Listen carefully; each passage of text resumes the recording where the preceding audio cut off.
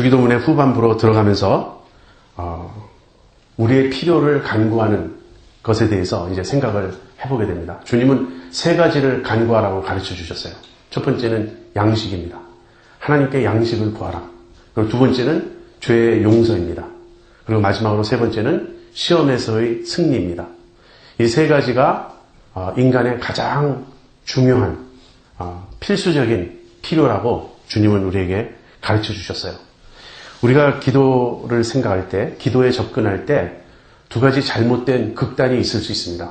한쪽 극단은 모든 것을 지나치게 영적으로만 보려는 그런 관점이에요. 그래서 우리 인간의 필요를 구하는 것은 이것은 경건하지 못하고 믿음이 없는 것이다. 그래서 우리가 구하는 것은 전부 하나님과만 관련된 그런 내용만 구해야 된다고 생각하는 이제 그런 관점이 있습니다. 그런 사람들은 기도를 들어보면 찬양도 있고 고백도 있고 다 있는데 간구가 없어요. 그래서 간구는 마치 그 초보적인 신앙인 것처럼, 간구를 한다는 것은 그것은 아직 육적인 그리스도인의 모습인 것처럼 그렇게 생각하는 그런 관점입니다. 오늘 주기도문의 그 관점에서 볼 때 그러한 생각은 틀린 것이에요. 주님은 우리의 구체적인 필요를 구하라고 가르쳐 주셨습니다. 성 어거스틴 같은 분은 여기 양식을 구하라는 이 간구에 대해서, 이 청원에 대해서 이걸 지나치게 영적으로 해석했어요. 그래서 우리에게 영적인 양식을 주옵소서, 그렇게 구하라는 뜻으로 해석을 했습니다.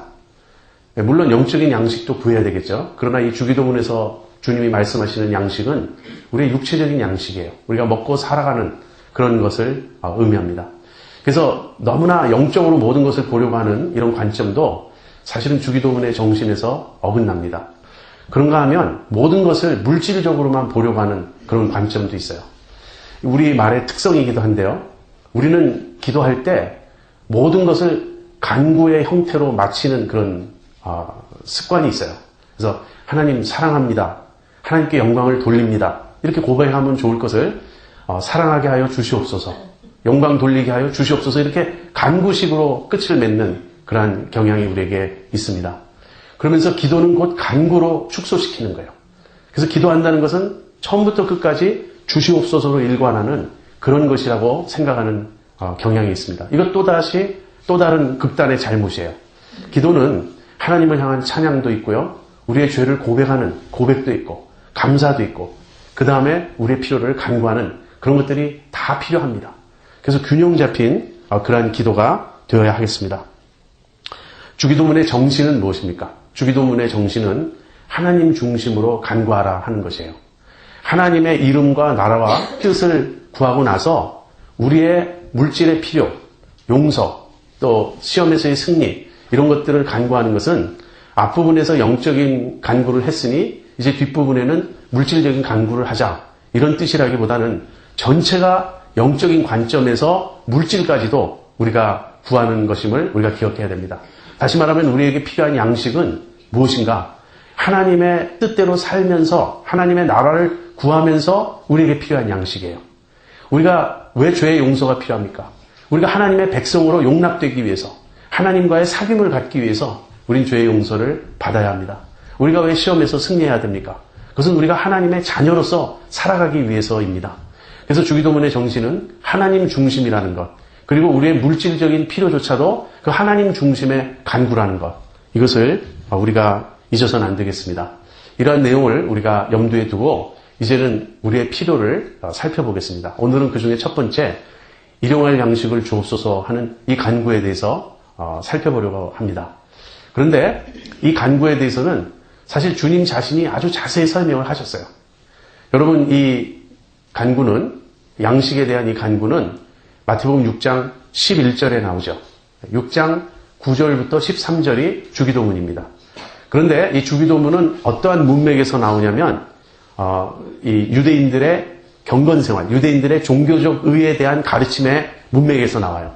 그래서 예수님이 바리새인들처럼 구제할 때 외식하지 말고, 기도할 때 외식하지 말고, 금식할 때 외식하지 말라는 그 가르침 속에 나옵니다.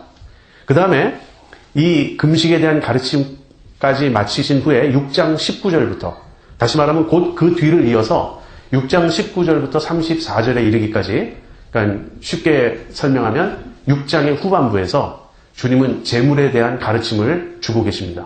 이 재물에 대한 이 가르침이 곧 양식을 구하라고 하는 그 가르침과 연결되어 있어요. 주님은 우리에게 일용할 양식을 구하라고 말씀하셨습니다. 그러나 일용할 양식을 구하기에 앞서 재물에 대한 우리의 태도를 점검해 볼 필요가 있어요.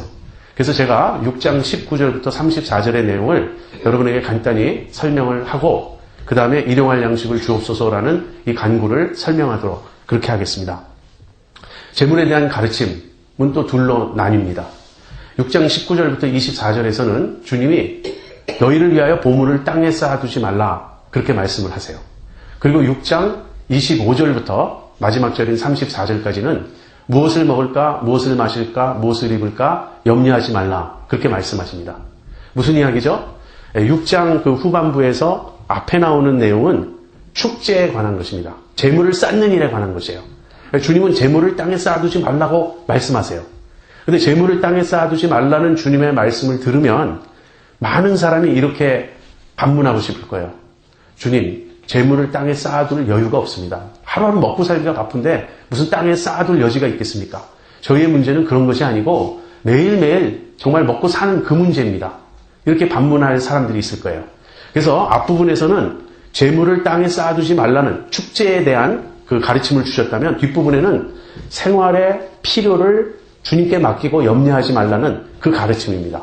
이 둘을 차례대로 조금 더 살펴보겠습니다. 너희를 위하여 보물을 땅에 쌓아두지 말라. 주님 그렇게 말씀하십니다. 그 이유는 무엇이죠? 땅에 쌓아두는 보물은 오래갈 수 없다는 거예요.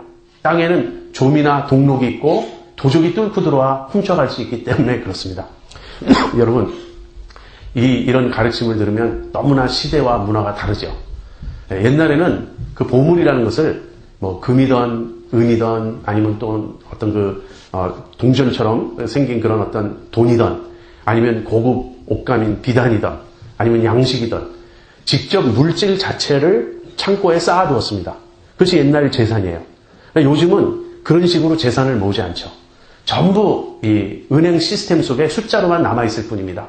나에게 지금 얼마의 그 돈이 은행에 있어요. 그건 누가 훔쳐갈 수 있는 것도 아니고 좀이나 동록이나 이런 것이 쓰는 것도 아니에요. 그래서 주님은 시대적으로 너무 옛날에 사셔서 현대의 발달한 문명을 이해하지 못하실 거야. 이제는 얼마든지 땅에 보물을 쌓아두어도 돼. 아마 이렇게 생각하실지 모르겠습니다. 그러나 땅에 쌓아두는 보물은요, 땅과 함께 없어질 것입니다. 우리 살아있는 동안에 어쩌면 없어지지 않을지 몰라요. 그러나 그것은 영원한 것은 아닙니다. 마찬가지예요. 땅에 쌓아둔 보물은 땅과 함께 없어질 것입니다.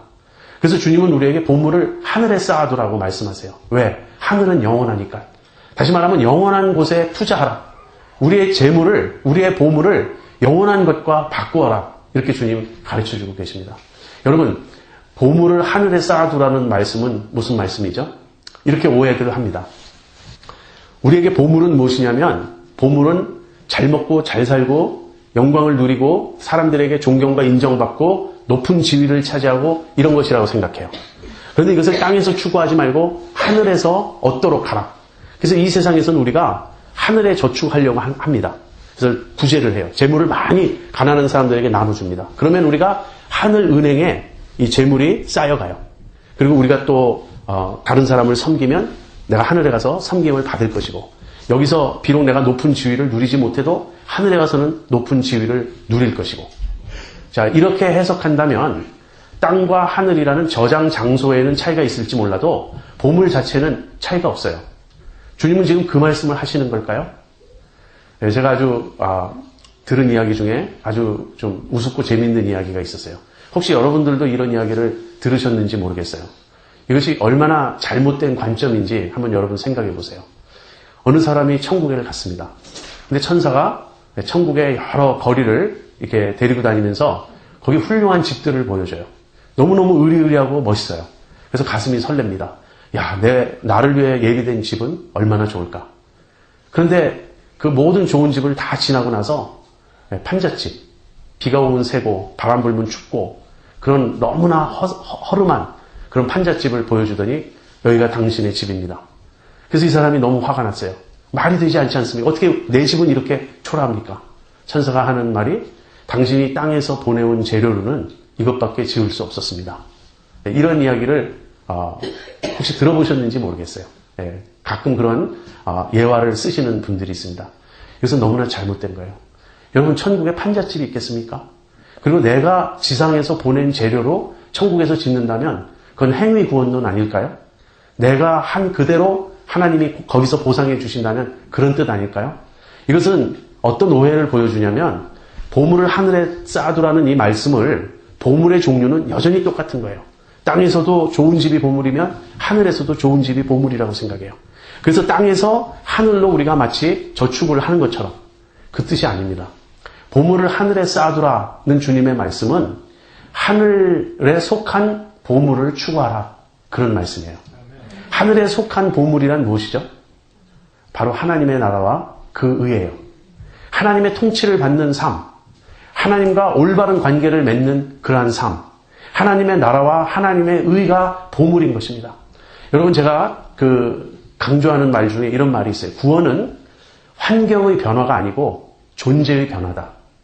구원은 환경의 변화가 아니고 존재의 변화다. 우리가 좀 더 잘 먹고 잘 살고 편안히 누릴 수 있는 환경이 주어지는 것.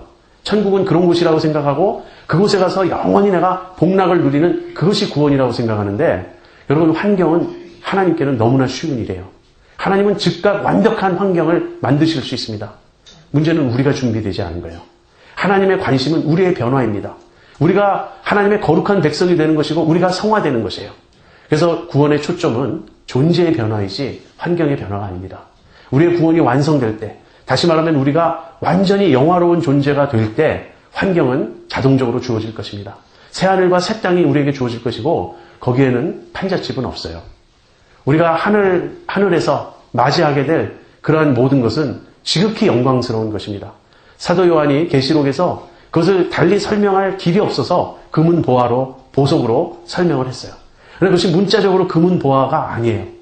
여러분, 다이아몬드도 귀하니까, 정말 그 다이아몬드를 가지고 있는 사람이 얼마 안 되니까 그게 비싸고 귀하지, 다이아몬드가 아이들 구슬처럼 흔하다면 그게 뭐 귀하겠어요? 모든 것이 다 금이고 은이고 보하면 그게 뭐가 귀하겠어요? 그것이 문자적으로 그렇다는 것이 아니고 그렇게밖에는 표현할 길이 없어서 그렇게 말씀하신 거예요. 너희는 보물을 하늘에 쌓아두라. 이 말은 너희는 하늘에 속한 보물을 추구하라. 그것은 하나님의 성품을 담는 것입니다. 하나님의 통치를 받는 것입니다. 하나님을 나의 아버지로, 나의 왕으로 모시고 사는 그것입니다. 여러분, 그래서 축제하지 마십시오. 돈을 땅에 쌓아두려고 하지 마십시오. 이따가 거기에 이어진 내용이 나올 것입니다. 그래서 주님은 너희를 위하여 보물을 땅에 쌓아두지 마라. 그것은 영원하지 않다. 하늘에 속한 보물을 추구하라. 그것은 너희의 구원이 완성될 때 영원히 너희의 것이 될 것이다. 이렇게 말씀하신 거예요. 그럼 두 번째로는 무엇을 먹을까, 무엇을 마실까, 무엇을 입을까 염려하지 말라고 가르쳐 주셨습니다. 우리 중에 어떤 사람들은 지금 그 문제가 심각한 문제일 거예요. 재산을 모으고 쌓아두는 것은 그건 먹고 사는 일이 해결된 후의 일이지, 당장 지금 렌트가 없는데, 당장 지금 페이먼트를 못 하는데, 당장 그로서리를 볼 돈이 없는데 무슨 사치스러운 이야기인가. 사실 예수님 당시에 대부분의 사람들은 축제가 문제인 것이 아니라 먹고 사는 것이 문제였던 그런 사람들입니다. 예수님이 오병이어 기적을 행하신 그 장면을 생각해 보세요. 왜 그렇게 남자만 5,000명이라 그랬는데 일해야 될 사람들이 예수님을 며칠 동안 줄줄 쫓아다닙니까? 먹을 것도 없이. 왜 집에 가서 밥 먹고 오지 않을까요? 집에 가도 먹을 게 없어요. 예수님 쫓아다니는 이유는 잡이 없어요. 한마디로 언임플로이인 것입니다. 직업도 없고 먹을 것도 없고 그 예수님 쫓아다니면서 뱃속에서는 꼬르락꼬르락 소리가 나는데 달리 할 일이 없으니까 그러고 있는 거예요. 그래서 예수님이 제자들에게 너희가 먹을 것을 주어라. 내가 그냥 보냈다가는 돌아가는 길에서 기진할까 내가 염려한다. 주님 그렇게 말씀하셨던 겁니다.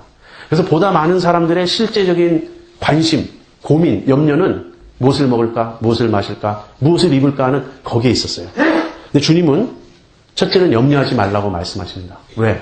염려는 아무 문제도 해결할 수 없어요. 너희가 염려함으로 키를 한 자나 더 늘릴 수 있겠느냐? 그렇죠. 근데 또 염려하지 말라는 말씀을 들으면 우린 이렇게 되묻고 싶어요. 내가 염려하고 싶어서 하는 거 아닙니다. 염려가 돼요. 가만 노력 안 하고 있어도 염려가 마구마구 되고 있어요. 그렇지 않습니까? 그래서 주님은 염려하지 않아야 될 근거를 말씀하십니다. 주님은 하나님이 우리의 그 모든 필요를 아시고 계시다. 우리가 무엇을 먹어야 할지, 무엇을 입어야 할지, 무엇을 마셔야 할지, 우리가 정말 필요로 하는 것이 무엇인지 하나님은 다 알고 계시다. 이렇게 가르치신 거예요. 그러면서 주님은 이렇게 말씀하십니다. 들의 백합화를 보아라. 솔로몬의 모든 영광으로도 입은 것이 이 꽃 하나만 갖지 못했다. 정말 사실이죠. 백합화가 얼마나 아름답습니까? 얼마나 화려합니까? 인간이 어떤 의상을 입는다고, 어떤 패션 감각이 있는 옷을 입는다고 백합화처럼 아름다울 수 있겠어요? 또 주님은 공중의 새를 보아라. 하나님께서 먹이신다는 거예요. 공중의 새가 농사 짓습니까? 공중의 새가 자기 먹을 것을 저장합니까? 그냥 하나님이 뿌려놓으신 자연 속의 먹이를 찾아가서 먹는 것 아닌가요? 그러면서 이런 좀 수수께끼 같은 말씀을 하세요. 목숨이 음식보다 중하지 아니하며 몸이 의복보다 중하지 아니하냐. 이게 무슨 말이죠? 이렇게 해석하시면 됩니다. 목숨이 음식보다 중한 건 맞습니까? 음식이 왜 필요하죠? 목숨을 부지하기 위해서 필요하죠. 그러니까 목숨이 더 중요한 건 맞아요. 그렇다면 우리에게 목숨을 주신 하나님이, 더 중요한 걸 주신 하나님이 그 목숨을 유지하는 데 필요한 음식을 주시지 않으시겠느냐. 몸이 의복보다 중요하죠. 아무리 좋은 의복이 있으면 뭐예요? 그것을 입을 몸이 없다면. 그래서 의복이 아무리 좋아도 몸이 없다면, 그 의복을 걸칠 몸이 없다면 무슨 소용이 있죠? 그렇다면 의복보다 더 중요한 몸을 주신 하나님께서 우리가 입을 의복을 주시지 않으시겠느냐. 한마디로 하나님 너희의 아버지가 되시는데, 하늘의 아버지신데, 천부이신데 너희 하나님께서 너희의 필요를 모르시겠느냐. 이런 것을 구하는 것은 다 이방인이 하는 일이라고. 이방인들은 늘 염려해요. 왜? 하나님을 모르니까. 하나님을 믿지 않으니까. 그러니까 무엇을 먹을까? 무엇을 마실까? 무엇을 입을까? 그것에 그 근심에 사로잡혀 있습니다. 우리 예수 믿는 사람들은, 하나님을 아버지로 모신 사람들은 그래서는 안 된다는 거예요. 그럼 어떻게 하라는 말이죠? 너희는 먼저 그의 나라와 그의 의를 구하라. 그리하면 이 모든 것을 너희에게 더하시리라. 이 마태복음 6장 33절 이 한 구절이 주기도문 전체를 요약한 것이라고 제가 말씀드렸습니다. 이것이 주기도문의 정신이에요. 우리의 필요가 있습니다. 근데 우리의 필요는 하나님이 채워주세요. 언제? 우리가 하나님을 믿고 신뢰하면서 하나님의 뜻대로 살아갈 때, 먼저 그의 나라와 그의 의를 구할 때 이 모든 것을 하나님께서 우리에게 채워주신다고 약속하셨어요. 한 가지 덧붙일 말은, 제가 이렇게 이 예수님의 이 말씀을 설명했더니 어떤 분이 손을 들고 이렇게 질문하시는 거예요. 목사님, 말은 굉장히 그럴듯하고 좋은데 그럼 가만히 있으면 떡이 들어옵니까? 밥이 들어옵니까? 그래서 제가 이렇게 대답했어요. 제가 언제 가만히 있으라고 그랬냐고. 염려하지 말라 그랬지 가만히 있으라는 말은 아니에요. 우린 일을 해야 됩니다. 일을 통해서 하나님이 먹여주시는 거예요. 믿음이 너무 좋아서 일도 안 하고 가만히 있으면 먹을 게 들어온다. 이렇게 가르쳐 주신 게 아니에요. 그건 믿음이 아니고 그건 만용입니다. 그건 하나님을 만홀히 여기는 그런 태도예요. 그게 아니라 열심히 일을 하는 거예요. 근데 이제 열심히 일해서 그 일을 통해서 하나님이 채워주시는데 그 일을 할 때 우선적인 목적이 무엇이냐 하는 거예요. 또 제가 이제 제자 훈련을 이렇게 인도하면서 공부를 할 때 어느 한 분이 그렇게 말씀하셨어요. 저는 그분의 말씀이 우리들 대부분의 사람들의 심정을 전한 것이라고 생각해요. 목사님, 먼저 먹고 살 것은 장만해야죠. 아이들 공부시킬 것은 마련해야죠. 저는 욕심 부리는 게 아니고 꼭 필요한 거를 구하고자 합니다. 그리고 나면 저도 주님의 일을 할 것입니다. 저도 그때는 하나님의 나라와 의를 구할 것입니다. 여러분 굉장히 메이크 센스 하죠. 꼭 우리의 심정이죠. 근데 주님은 반대로 말씀하셨단 말이에요. 먼저 그의 나라와 그의 의를 구하라. 그러면 이 모든 것을 더하시리라. 사실 먼저 먹고 마실 것을 추구하고 먼저 내 살 길을 마련하면 그 후에 주님의 일을 하겠다고 말하는 사람들은 그 후가 오질 않아요. 아무리 벌어도 먹고 살 것이 이제 마련됐다는 시기가 오질 않아요. 늘 부족한 것 같아요. 방 3개짜리 집에서 살다가 4개짜리로 옮겨가면 그 다음에 또 5개짜리로 옮겨가고 싶은 게 인간의 심리인 거예요. 우리는 먼저 그의 나라와 그의 의를 구해야 됩니다. 이 말은요, 모든 사람이 목사 되고 선교사 되란 말은 물론 아니에요. 우리가 무슨 일을 하든지 그 일을 할 때 제일 먼저 내가 이 일을 하나님의 영광을 위해서 하겠다. 내가 이 일을 하나님의 나라를 전파하는 그 목적으로 하겠다. 그렇게 해서 하나님을 먼저 첫 자리에 모시고 그분의 뜻을 먼저 받들면서 그 일을 하라는 거예요. 그러는 한 우린 망하지 않습니다. 근데 망하지 않는다는 말은요, 뒤집어서 성공한다는 말은 아니에요. 성공할 수도 있고 안 할 수도 있습니다. 여러분, 주일날 가게 문을 닫았더니 평일날 더 잘 돼서 오히려 주일날 문 연 것보다 더 많은 수익을 얻었다. 이런 간증들이 있죠. 그건 아마 사실일 겁니다. 그러니까 간증하겠죠. 그러나 100사람 중에 그런 사람은 소수예요. 나머지 사람들은 주일날 문 닫았더니 평일날 수익까지도 줄어들어서 살기가 어려워지더라. 그게 우리의 현실입니다. 그럼 왜 주일날 문을 닫죠? 그렇더라도 주님이 내 먹고 살 건 책임져 주신다는 거예요. 우리가 부자는 못 될 수 있어요. 우리가 떵떵거리며 잘 살지 못할 수는 있어요. 하나님의 나라와 의를 구하며 살아갈 때 주님이 약속하신 건요, 우리의 필요를 채워주시겠다는 거예요. 무엇을 먹을까, 무엇을 마실까, 그것을 채워주시겠다는 것이지, 얼마나 맛있는 음식을 먹을 수 있게 해주실까, 얼마나 고급 옷을 입게 해주실까, 얼마나 좋은 집에서 살게 해주실까, 그쪽이 아니에요. 그래서 지금 주님은 필요를 말씀하시는 겁니다. 너희에게 꼭 필요가 있느냐? 그 필요에 대해서는 염려하지 말라. 그건 하나님이 염려하실 일이다. 하나님이 너희 아버지시니 하나님이 응당 다 책임져 주실 일이다. 그러니 너희는 너희의 필요에 전전긍긍하지 말고 하나님의 뜻을 좇아 하나님의 나라와 그분의 의를 구하며 살아라. 그러면 하나님께서 너희의 필요를 채워주실 것이다. 너희의 허영심을 만족시켜 주실 것이다. 너희의 욕심을 채워주실 것이다. 그 말이 아니에요. 오해하지 마십시오. 자, 이 재물에 대한 주님의 가르침을 염두에 두어야 오늘날 우리에게 일용할 양식을 주옵소서라는 이 간구의 의미를 알게 됩니다. 주님이 이렇게 구하라고 말씀하셨어요. 일용할 양식을 주옵소서. 영어로는 daily bread예요. 매일매일 그날의 필요를 구하라. 여러분, 우리는 그날의 필요를 구하지 않습니다. 우리는요, 오래 먹고 살 것을 구해요. 사실 여기서 설명은 또 부연 설명 하나 필요한데, 주님 시대에는 일용이었어요. 근데 오늘날 우리들의 시대는 월용이 아닌가, 저는 그렇게 생각합니다. 여러분, 렌트를 내도 만들리로 내잖아요. 페이먼트도 전부 만들리로 내잖아요. 그러니까 우리의 삶의 이 어떤 그 사이클이 month to month로 가거든요. 그러니까 이걸 문자적으로 얘기해서 오늘 하루 내가 먹을 것 있으면 꼭 이런 뜻은 아니겠죠. 주님이 말씀하시는 것은 당장의 필요가 있으면 만족하라 하는 것이에요. 근데 우리는 당장의 필요는 채워주고 있지만 무엇을 염려하냐면 앞으로 먹을 거, 다음 달 먹을 거, 내년 먹을 거, 만약에 불경기가 닥치면 어떡하나 하는 미래에 대한 염려를 앞당겨서 하면서, 즉 내일 일은 내일 염려하라 그러셨는데 내일 일을 앞당겨서 우리가 지금 근심하면서 쌓아두고 싶어 하는 거예요. 아까 보물을 땅에 쌓아두지 말라 그랬죠? 근데 우리는 쌓아두어야 되겠다는 거예요. 왜 그럴까요? 왜 우리는 당장의 필요를 채워주시는 것에 만족하고 감사하지 못하고 쌓아두고자 하는 것일까요? 우리가 쌓아두고 싶어하는 이유는요, 하나님보다 재물을 의지하기 때문입니다. 쌓아둔 것이 없으면 불안한 거예요. 쌓아둔 것이 없으면 걱정이 되는 거예요. 그렇다면 솔직히 우리가 무엇을 의지하는지 알 수 있죠. 우리가 하나님을 의지합니까? 아니면 은행의 그 세이빙을 의지합니까? 내가 사둔 땅을 의지합니까? 내가 쌓아둔 재물을 의지합니까? 그래서 탐심은 우상 숭배인 것입니다. 탐심. 뭔가를 더 많이 갖고자 하는 그 욕심은 우상 숭배예요. 왜냐하면 탐심은 어디서 오는 것이냐면 자기가 탐내는 그 대상, 그 재물, 이런 것을 하나님 자리에 놓고 있는 거예요. 하나님을 의지하는 대신에 재물을 의지하고자 하는 그 마음이 탐심인 것입니다. 하나님 대신에 재물을 섬기는 마음이면 우상 숭배가 아닌가요? 그래서 우리가 이 일용할 양식을 주옵소서, 우리의 물질적 필요를 구하라, 주님이 이렇게 말씀하시는 걸 들을 때 이 진정한 의미가 무엇인지 생각해야 됩니다. 여러분, 재물은 땅에 쌓아둔 것은 영원하지 않고 우리의 보장이 될 수 없습니다. 누가복음에 어리석은 부자의 비유가 나옵니다. 어떤 부자가 있었어요. 근데 한 번은 그 해에 밭에 소출이 굉장히 풍성했습니다. 그래서 이 부자가 곡간을 크게 지었어요. 그리고 그 소출을 곡간에 잔뜩 쌓아두었어요. 그리고 이렇게 말합니다.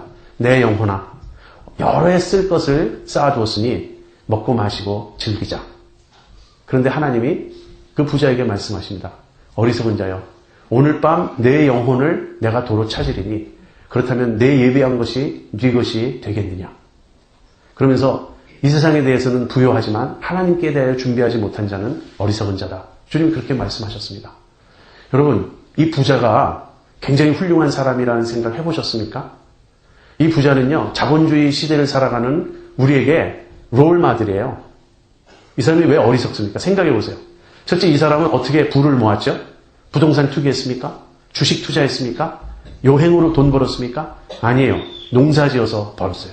농사 지었다는 말은 정직하게, 근면하게 자기 땀을 흘려 수고해서 벌었다는 거예요. 그래서 이 사람이 밭의 소출이 풍성했다는 것은 아무리 그 해의 풍년이고 이 모든 이 기후 조건이 좋다 할지라도 열심히 일하지 않고는 얻을 수 없는 결과입니다. 이 부자는 정직한 사람이에요. 땅은 정말 정직하지 않나요? 콩 심으면 콩 나고, 팥 심으면 팥 나고, 많이 심으면 많이 거두고, 적게 심으면 적게 거두고. 부자는 정직하게, 근면하게 일했습니다. 그래서 부자가 모은 그 재산은 정당한 거예요. 그렇죠? 두 번째, 이 부자가 밭에 소출이 많자 이제 잘 됐다. 이걸 전부 팔아가지고 화폐로 바꿔, 돈으로 바꿔가지고 라스베가스에 한번 다녀오자. 뭐 흥청망청 놀자. 그러지 않았죠. 이 부자는 저축했습니다. 곳간에 쌓아두었어요. 함부로 낭비하지 않고 다 모아두었다는 거예요. 얼마나 장래성 있습니까? 얼마나 참 검소합니까? 그리고서 내오나 내가 여러 해 쓸 것을 쌓아뒀으니 이제 먹고 마시고 즐기자. 노후 대책을 분명히 한 거예요. 열심히 일해서 자기 생활의 보장을 스스로 마련하고 이제 얼리 리타이어먼트 할 수 있는 그런 사람입니다. 근데 이 사람이 어리석은 건 맞나요? 결과적으로 어리석잖아요. 왜냐하면 쌓아놓은 재물을 못 누렸잖아요. 다 쌓아두고 나서 죽었잖아요. 즐기기 전에 죽었잖아요. 하나님이 그 생명을 도로 찾으셨잖아요. 이럴 때 우리는 어떻게 반응하죠? 참 안 됐다고. 그렇게 고생하더니 이제 정말 살만하니까 하나님 거두어 가셨다고. 우리는 동정합니다. 우리는 불쌍히 여깁니다. 그러나 하나님의 평가는 어리석은 자라는 것입니다. 여러분, 우리의 생명 자체가 우리 것이 아니잖아요. 우리가 얼마나 오래 살지 우리가 어떻게 압니까? 정말 죄송한 얘기인데요. 너무나 많은 사람이 제 주변에서 암에 걸려요. 저도 지금 이러고 있어서 제가 잘 모르지만 한번 정밀 검사를 받으면 암이 있다고 말할지 어떻게 알겠습니까? 그렇게 아주 위험한 시대에 우리가 살고 있잖아요. 자, 우리는 땅에 쌓아둔 보물은 영원하지 않아요. 내가 죽으면 아무 나의 도움이 되지 않습니다. 우리의 진정한 삶의 보장, 내가 정말 의지할 수 있는 것은 내 재산이 아니에요. 우리 하나님이십니다. 하나님만 믿고 의지하며 살아야 돼요. 그래서 이 교훈을 우리는 구약에서 얻습니다. 이스라엘 백성이 출애굽하고 광야를 지나갈 때 하나님이 만나를 주셨습니다. 근데 만나 이야기 여러분 아십니까? 매일 그날 먹을 것만 거두라 이렇게 말씀하셨어요.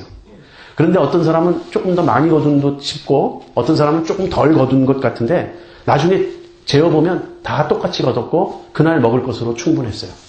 근데 어떤 사람들이 더 많이 거두는 거예요. 꼭 그런 사람이 있어요. 하나님께서 오늘 먹을 것만 거두어라 말씀하시면 오늘 먹을 것만 거두어야 되지 않습니까? 그런데 꼭 더 거두는 사람이 있어요. 이 또 더 거두는 사람은 속으로 이렇게 생각했을 거예요. 저렇게 하나님 말씀 듣고 고지고대로 당장 먹을 것만 쌓아두면 어떡하냐고. 사람이 미래성이 있고 예비성이 있어야지. 그래가지고 더 쌓아뒀는데 어떻게 되죠? 벌레 나고 상하고 냄새 나고 못 먹게 되잖아요. 왜 하나님이 그렇게 만나를 주실 때 매일매일 그날 먹을 것만 거두라고 하셨을까요? 재밌는 건요. 안식일 전날에는 이틀분을 거두라 그러셨어요. 그런데 그때는 이틀분을 거둬도 벌레도 나지 않고 상하지 않았어요. 그리고 안식일에는 거두지 말라 그랬는데 또 안식일에 거두러 나가는 사람이 있어요. 나가봐야 만나가 없는데. 저는 이런 이야기를 읽다 보면 막 화가 나요. 제가 모세라면 불러다 가지고 혼을 내주겠어요. 도대체 왜 이렇게 말을 안 듣느냐고. 그냥 하루 먹을 거 쌓아두라 그러면 하루 먹을 거 거두라 그러면 하루 먹을 거 거두고 안식일에 나가지 말라 그러면 나가지 않아야 될 거 아니에요. 그런데 그 사람들 비난하는 건 쉬운데 오늘 나의 삶 속에서는 만나의 교훈을 내가 전혀 못 배우고 있다고요. 내일 일을 염려하지 말라 그랬는데 내일 일뿐 아니라 내년 일까지 우리는 염려하고 있다고요. 그리고 일용할 양식을 구하는 게 아니라 월용할 양식도 아니라 아주 오랫동안 먹고 살 아니면 자손에게 물려줄 유산까지 걱정하면서 우리가 살아가고 있다고요. 우리는 만나의 교훈을 배우지 못했습니다. 다시 말하면 우리는 하나님을 아버지라고 입으로는 부를지 몰라도 마음으로는 하나님을 아버지로 모시고 있지 않은 것입니다. 여러분, 제가 현대교회의 문제점으로 가장 심각하게 생각하는 것은요. 기복주의예요. 예수 믿으면 성공하고 건강해지고 돈 많이 벌고 잘 산다. 출세한다. 이것은 성경적인 가르침이 아닙니다. 여러분, 기왕이면 부자가 되면 좋겠다 이렇게 생각하죠. 이 기왕이면이라는 말을 버리세요. 하나님 믿는 사람에게는 기왕이 없습니다. 매일 매순간 하나님 뜻대로 사는 것뿐이지 주님의 뜻이 이루어지이다지 기왕이면 이것은 지극히 인간적인 생각일 뿐입니다. 여러분, 성경은 부자가 되려고 하지 말라고 경고합니다.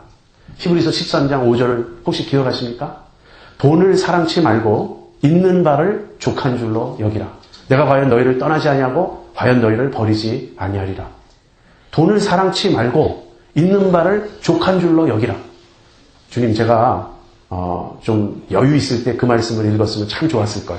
그럼 나는 그때는 있는 바를 족한 줄로 여길 텐데.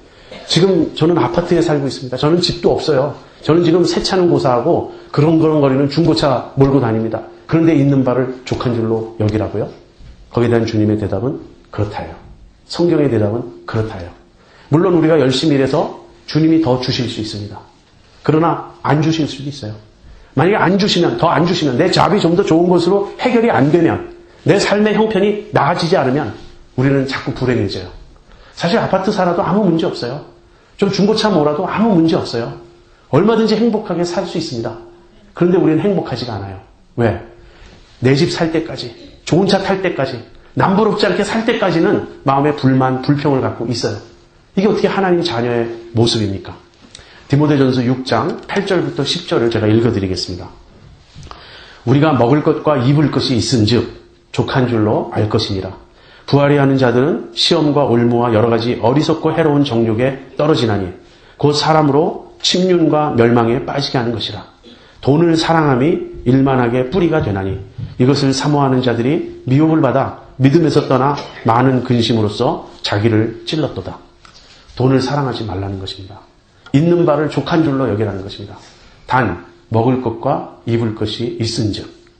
여러분, 우리 가운데 먹을 것과 입을 것도 없는 사람이 있습니다. 그럴 땐 어떻게 해야 되죠? 당연히 구해야 됩니다. 하나님, 나 필요합니다. 하나님, 내가 내 아이를 공부시키려 하는데 학자금이 없습니다. 여러분이 판단하실 때 이것이 허영이 아니고 이것이 욕심이 아니고 이것이 사치가 아니라면 구하세요. 우리 하나님은 자비로우신 분이며 관대하신 분입니다. 우리의 필요를 채워주세요. 우리가 양쪽 극단을 피해야 됩니다. 예수 믿으면 금욕주의적으로 살라는 거 아니에요. 고행이 좋다는 얘기가 절대 아닙니다. 그러나 욕심, 허영심, 탐심으로 살아가는 건 안 됩니다. 여러분, 정말 마음속에 지금 있는 바를 족한 줄로 여기십니까? 네, 여러분, 부자가 되기까지는 내 마음에 평화가 없다. 혹시 그러시진 않습니까? 주님의 말씀이잖아요. 어떤 분이 쓴 책에 부자 되는 것은 하나님의 뜻입니다라는 제목이 있었어요. 제가 경악했어요. 그럼 가난한 사람은 하나님의 뜻에 지금 다 불순종하고 있는 거겠네요. 어떻게 그런 책들이 기독교의 서적으로 나돌 수가 있죠? 언제부터 기독교가 만몬을 섬기는 종교가 됐습니까? 왜 우리가 바알을 숭배하고 있습니까? 그거 아니에요. 여러분의 마음에 가장 사모하는 것이 잘 먹고 잘 사는 것입니까? 세상에서의 성공입니까? 아니면 내 구주 예수를 더욱 사랑, 내 주님 닮고 싶습니다. 나도 거룩한 사람이 되고 싶습니다. 나도 하나님의 백성답게 살고 싶습니다. 주님을 더 알고 싶습니다. 이런 쪽이 여러분의 소원입니까? 그러니까 여러분이 열심히 일하세요. 일하지 말라는 말은 아니라고 제가 말씀드렸죠. 그러나 염려하지 마세요. 하나님을 믿고 신뢰하면서 열심히 일하시고 먼저 하나님의 나라와 의를 구하는 그 관점에서 살아가세요. 만약에 그렇게 살아갈 때 여러분에게 주어진 것이 생활의 필요를 채워주는 것이면 만족하고 감사하세요. 그것이 하나님이 여러분에게 주시는 분복일 거예요. 만약에 여러분이 그렇게 열심히 일함에도 불구하고 생활의 필요가 맞지 않는다. 정말 만스 투 만스 그 페이첵 투 페이첵으로 살아가기가 너무나 힘들다. 그러면 구하세요. 하나님, 제가 부족합니다. 저에게 더 공급해 주세요. 만약에 여러분이 여러분 쓸 것보다 더 많이 받았다면 그 다음에 이 돈을 가지고 어떻게 내가 즐길까? 그쪽으로 생각이 가지 마시고요. 주님, 제가 이것으로 무엇을 하기를 원하십니까? 그렇게 생각해야 옳다는 거예요. 주님은 우리에게 일용할 양식을 구하라. 그렇게 말씀하셨습니다. 이 일용할 양식을 구하라는 이 말씀은 부자들, 땅에 돈을 쌓고자 하는 사람들에겐 대단히 실망스러운 그런 말씀이에요. 일용할 양식은 나 이미 있어요. 그거보다 더 많이 있어요. 근데 이것으로 만족을 못하고 있는데 기껏해야 일용할 양식을 구하라고요? 그러지 말고 모든 사람이 부러워할 수 있는 최고의 부자가 되게 해달라고 구하면 안 되겠습니까? 우리가 흔히 생각하는 건요, 우리가 부자가 되면 하나님의 영광을 받으실 거라고 생각해요. 그렇지 않습니다. 여러분, 사도 바울이 어떻게 살았습니까? 사도 바울처럼 불행하게 산 사람이 없잖아요. 그러나 여러분, 사도 바울 동정하십니까? 저는 제가 제일 부러워하는 사람이에요. 사도 바울이. 그가 당한 고생에 내가 동참할 자신은 없지만 그렇게 한번 예수님에게 미쳐보고 싶어요. 그렇게 한번 복음에 미쳐보고 싶어요. 그렇게 한번 자신의 모든 것을 불살라서 주님의 일꾼으로 살아보고 싶어요. 여인이 낳은 자 중에 최고 큰 자라고 예수님이 칭찬하셨던 세례 요한은 어떻게 살았나요? 세례 요한은요, 광야에서 살았어요. 집이 없었어요. 세례 요한은 낙타 털옷을 입었어요. 그거 가죽옷 좋은 것 아닙니까? 뭐 이렇게 질문하신다면 그거는 가죽 옷이 아니에요. 그냥 가죽이에요. 가죽을 그냥 얼기설기 이렇게 몸에 걸치는 옷이라고 할 수가 없는 거예요. 메뚜기와 석청을 먹었다. 굉장히 델리커시, 아주 맛있는 음식일까요? 여러분, 우리는 하루도 먹지 못할 거예요. 그렇게 살았어요. 그러나 세례 요한은 불행하지 않았습니다. 세례 요한은 하나님 나라의 도래를, 하나님 나라가 이 땅에 임하는 것을 꿰뚫어 본 사람이에요. 얼마나 성령 충만한 그런 사람입니까? 우리 주님이 대표적인 예 아닌가요? 주님 그렇게 말씀하셨어요. 영어도 굴 있고 공중에 나는 새도 보금자리가 있지만 인자는 머리 둘 곳이 없도다. 머리 둘 곳도 없으셨던 주님을 믿고 따르는 우리들이, 물론 우리는 주님처럼 살 자신은 없어요. 머리 둘 곳은 있어야겠죠. 주님이 약속하신 것은 너희의 필요는 하나님이 채워주신다. 염려하지 말라. 이렇게 가르쳐 주셨으면 이게 얼마나 감사한 일입니까? 근데 주님을 따르는 우리가 잘 먹고 잘 사는 것이 우리의 소원이고 꿈이라면, 그리고 그것을 이루어 주십니다 이렇게 누군가 외칠 때 아멘 아멘 하면서 그것이 복음인 것처럼 우리가 생각한다면 이건 기독교가 아니에요. 이거는 바알 숭배고 우상 숭배고 이것은 타락한 그런 교회의 모습인 것입니다. 여러분, 일용할 양식을 주신다는 주님의 이 약속은 얼마나 고마운 약속인가요? 하나님이 나의 아버지가 되신다. 우리의 모든 쓸 것을 아신다. 염려하지 말아라. 들의 백합화를 보아라. 공중의 새를 보아라. 주님이 간절하게 우리에게 타이르신 말씀입니다. 오늘날 우리에게 일용할 양식을 주옵시고라는 이 기도는요, 혁명적인 기도입니다. 우리의 가치관이 바뀌지 않으면 드릴 수 없는 기도예요. 우리의 삶의 방식이 근본적으로 바뀌지 않으면 드릴 수 없는 기도입니다. 내가 여전히 부자가 되고 싶고 여전히 기복주의에 사로잡혀 있고 여전히 나밖에 모르는 이기주의이면서 이 기도를 드린다는 것은 위선이며 하나님을 모독하는 것입니다. 물론 우리는 우리 마음 중심에 소원이 있을 것입니다. 주님, 두렵습니다. 이렇게 기도하는 건 정말 두렵습니다. 그러나 제가 이렇게 살고 싶습니다. 주님, 저에게 믿음을 주십시오. 주님, 저에게 하나님을 정말 신뢰하는 믿음을 주십시오. 하나님이 아버지가 되셔서 나를 책임져 주시고 나를 보살펴 주심을 제가 확신할 수 있도록 도와주십시오. 제가 먼저 주님의 나라와 주님의 의를 구하겠습니다. 우리에게 일용할 양식을 주옵소서. 이렇게 기도할 수 있는 여러분과 제가 되기를 바랍니다. 같이 기도하겠습니다.